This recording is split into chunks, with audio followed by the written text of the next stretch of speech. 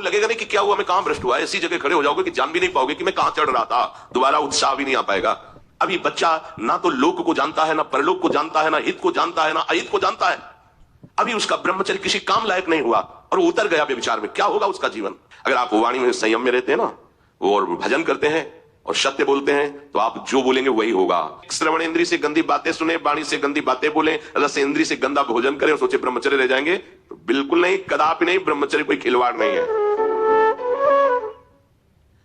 अब जो इस मार्ग पर, अध्यात्म मार्ग पर, आनंद मार्ग पर चलना चाहते हैं, तुमको एक इंद्री के संयम के लिए पांचों इंद्रियों पर संयम करना होगा, ज्ञान इंद्रियों पर। एक बात सुधारने के लिए, ब्रह्मचर्य का रक्षा तभी वो उपासक कर सकता है जब सर्वतोभाविन ब्रह्मचर्य होगा।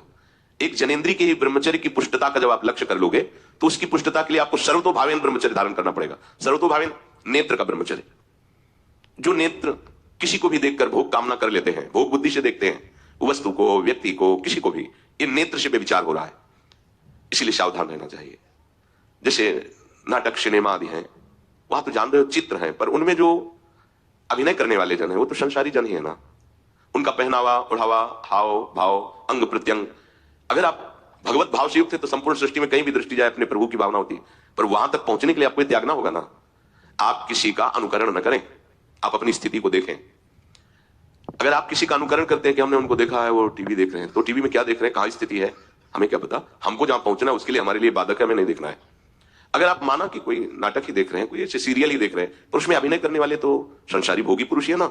आप कोई त्यागी जितेंद्रीय महात्मा को थोड़ी देख रहे हैं। तो उस देखने में तन्मयता आती है, जिसको हम देखते हैं उस पर हम आसक्त होते हैं, तभी तो उसका सुख दुख अनुभव होता है। देखो कोई ऐसी रोने वाली सीन आए तो रोना जाएगा, हंसने वाली आ जाए तो हंसना आ जाएगा, ऐसे तो उसका प्रभाव हम पर पड़ रहा है ना। तो हम किसी के अभिनय करने वाले के अंग प्रत्यंग को देख रहे हैं और कामुक होकर कोई काम चेष्टा कर रहा है या कोई ऐसा, वो सारा का सारा मन कवर कर रहा है आपका, और एकांत होते ही फिर जो मन अपना मनमानी करवाएगा, आप नहीं सह पाएंगे। इसलिए नेत्र का ब्रह्मचर्य सबसे पहले शुरू कीजिए। आपको वो चीज नहीं देखनी, वो बात नहीं पढ़नी, वो दृश्य नहीं। श्रीमद् भागवत में वर्णन है, कोई पशु पक्षी भी मैथुन कर रहा हो, अचानक दृष्टि गई तो मानसिक प्रणाम करके दोबारा दृष्टि नहीं जानी चाहिए। इसीलिए लिखा है कि आप एक धनुष भूमि को देखकर, एक धनुष, इसमें किसी की हानि नहीं होगी, आपकी भी हानि नहीं होगी, आप एक धनुष भूमि देख करके ही चलिए। मतलब बहुत लंबी दूरी देखने की जरूरत नहीं है, बहुत दृष्टि उठा करके इधर उधर गर्दन हिलाने की जरूरत नहीं है। और जैसे कि कोई टक्कर मार सकता है, तो देखो जिनको प्रारब्धानुसार टक्कर लगनी होती है ना, वो चाहे जितनी सावधानी से चलो, वो प्रारब्ध आकर के दंड देता है। अन्यथा सीम की चाप सके को तासु बड़ रखवा रमापति दासु। आप जा रहे हो भगवत चिंतन करते हुए, तो प्रभु का नाम आपका पहरेदार अंग रक्षक है, कोई बाल भी बाका नहीं कर सकता। आपका प्रारब्ध यदि आया है, प्रभु से पास हो गया है कि आपको ये दंड मिलना चाहिए, फिर मिलेगा। आप निश्चिंत रहिए, निर्भय रहिए। प्रभु का जो विधान है वो मंगल करने वाला है। देखो इतने बड़े महापुरुष पूज्य श्री राधा बाबा, श्री आद्याशक्ति भगवती की प्रसन्नता की आराधना कर रहे हैं, क्योंकि श्री कृष्ण हमारे पति हो, इस सिद्धांत की पुष्टता के लिए। और पैर फिसल जाता है, स्नान करने जाते हैं, खड़ाऊ पहने हुए थे और अंग टूट जाता है, दवा नहीं लेते, बांस की खिपचाल बांधकर पुनः अनुष्ठान में बैठते हैं। बलिहारी ऐसी सामर्थ्य की, ये भागवत दीक्षा। प्रारब्ध ऐसे महापुरुषों को भी दंड दे देता है। देखो ना, ऐसे महापुरुष जो ऐसी ऊंचाई पर पहुंचे हैं और इतने भागवत भजन में नियम निष्ठ है, उनको भी प्रारब्ध दंड दे रहा है शरीर को। तो अपने को इससे निश्चिंत हो जाना है। जो होना है उसे रोक नहीं सकते, जो नहीं होना उसे कोई कर नहीं सकता। अपने आराध्य देव के चिंतन में ज्यादा नेत्रों को इधर उधर दौड़ाने की जरूरत नहीं है।